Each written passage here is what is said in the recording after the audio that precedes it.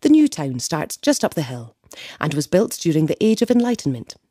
It was the vision of George Drummond, Lord Provost of the city, who organised a competition for its design.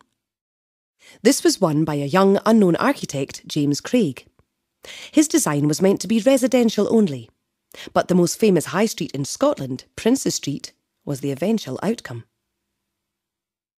The street was originally called St Giles Street, but was changed as it reminded King George of the district of the same name in London, notorious for its lowlife. The south side of Princes Street remains as gardens, but only after a long legal battle that ended in the House of Lords. The new town was very much the physical embodiment of both the Enlightenment and the Act of Union. The street plan was based on a Union Jack, and the street names are very politically correct for the period.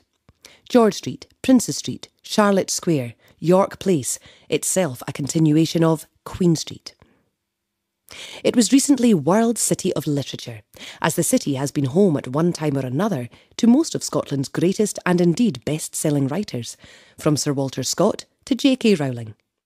One such great, Robert Louis Stevenson, lived across from Queen Street Gardens, and the little ornamental lake in the gardens was the model for Treasure Island. He also based Dr. Jekyll and Mr. Hyde on the true story of Deacon Brodie, by day a respectable cabinet maker and town councillor, by night a thief, who was hanged on the 1st of October 1788 on the very gallows he designed and built himself. The new town took many years to complete, and one of the latter additions is Rothsay Terrace, built in the Victorian period.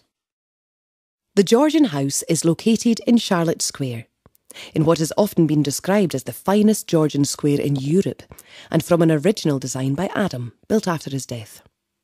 Next door is Bute House, residence of Scotland's First Minister. The Georgian House is another of the properties of the National Trust for Scotland. It recreates high society life in late 18th century Edinburgh, both above and below stairs. The National Trust for Scotland are a charity who rely on membership subscriptions to fund the essential work they undertake. Joining is simple, and information can be found at any of the NTS properties. Membership offers free entry to all NTS sites in both Scotland and those of the National Trust in England, Wales and Northern Ireland, as well as regular member magazines, an annual guide and free parking at Trust properties. You can also be secure in the knowledge that you are helping to ensure the future of such treasured and historical buildings, gardens, nature reserves and the thousands of acres of moorland and mountains owned and managed by the Trust.